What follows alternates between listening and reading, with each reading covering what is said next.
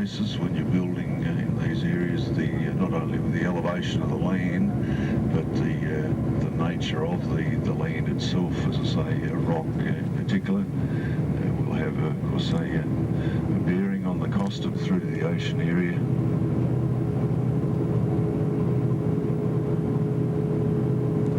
Common sight in those days, people may have been on a horse, but to have a vehicle was a real luxury in those days, and the roads weren't all that good anyway, sort of bush tracks, that sort of thing. So Paddy Hannon pushing his little wheelbarrow up through the hills, as you will progressively come across lots of reservoirs and dams that have been built to capture the water runoff.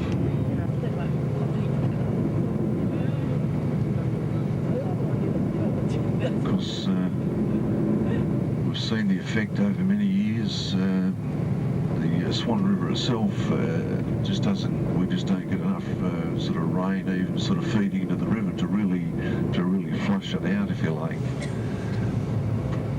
But the build-up over many years of fertilisers, nutrients that have been sort of put onto the ground and then sort of soaking through the soil is now starting to really show the damage to the Swan River.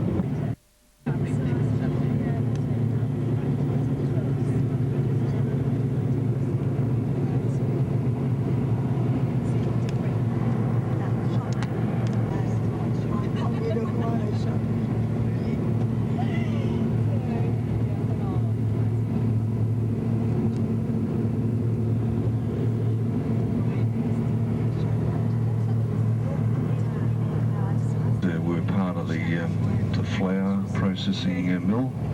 That's no longer the case, of course. It's been occupied by a Jarrah furniture maker, what's called Jar Rock. Been very successful in winning awards in the furniture industry.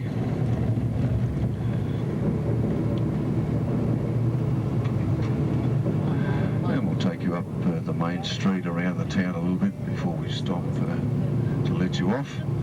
It's called Avon Terrace. Up here in the corner on the left-hand side is the York Town Hall. We'll sort of be parking up here ahead of us somewhere. But as you go to this Town Hall building up here on the left, it's been restored. It's a nice old building. Got the little tourist bureau as you go into the building at the start there. They've got some toilets, washroom facilities in there.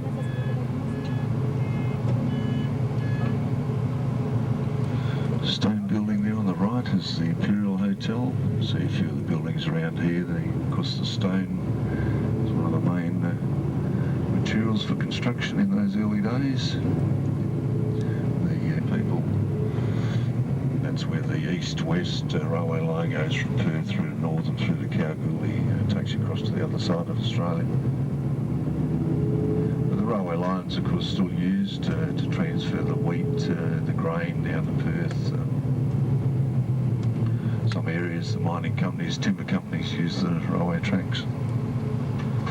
We also have a little, or a company called the Hotham Valley Tourist Railway is based in Perth. They give permission to use the railway tracks, have some old steam trains, quite an interesting company, some interesting tours that they do on the trains.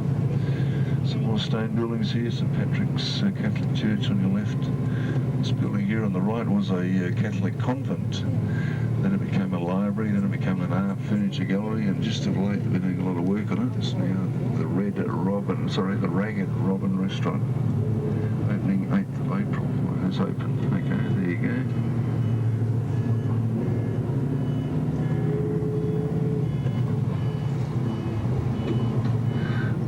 Old York Primary School down here on the left. They've amalgamated a few years ago now, at least, the primary school with the high school. And they've eventually put these buildings, or this area, up for sale last year. There's a for sale sign just up here. But they've been out of this building for a number of years. But you can buy the land and the buildings there for $700,000. It's only $695, the other $5's for me.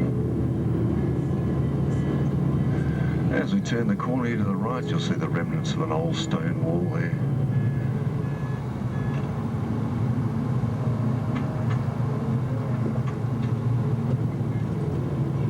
And back down to the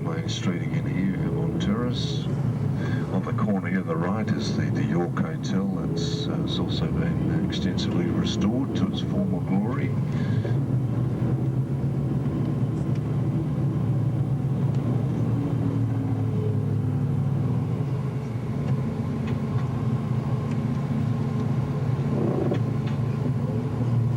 Down through in the left, some more stone buildings. You've got the post office, the courthouse, and what was the jail area. On the right, you've got this settler's house. They restored some of the original writing up the top. The interesting one here at the end, it's got a combination befitting respectable couples was the order of the day. And as I mentioned to my group, here on the left is this York Motor Museum building just in there on the left. If you do visit that, as I say, let them know that you're on tour today. They will charge you a reduced fee. And we'll park up here on the left. On our right is the town hall building that I mentioned. That's where you've got public toilets, washroom areas in there.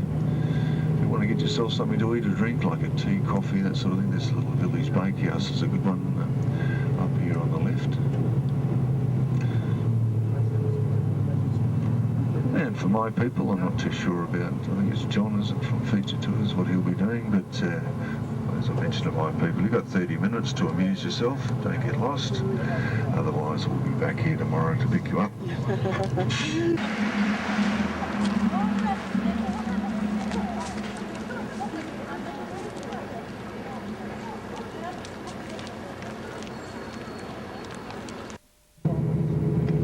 This beginning is Spear replaced here. I wonder where he was. He's just up here at the tyre place.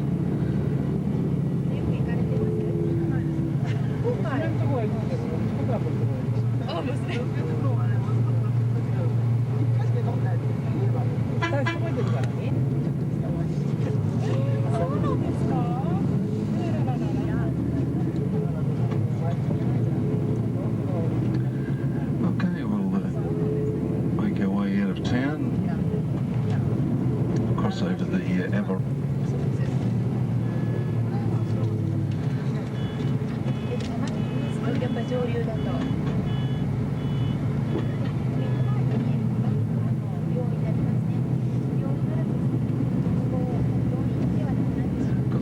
The old York Hospital is building up here at the end of the street. Hasn't been used as a hospital for over 40 years though. It was owned by the National Trust for quite a long time, then it was sold off. There was actually a for sale sign towards the end of last year. It's been sold, I don't know to who though, I haven't actually found out, but they were doing, there's quite a few people working on the building there over the last few months, but if you look at that little sign there on the right hand side, the building was built back in 1896, used as a hospital until 1963, and purchased by the National to private hands now. An old shingle roof there, wooden shingle roof, a few pigeons at the top.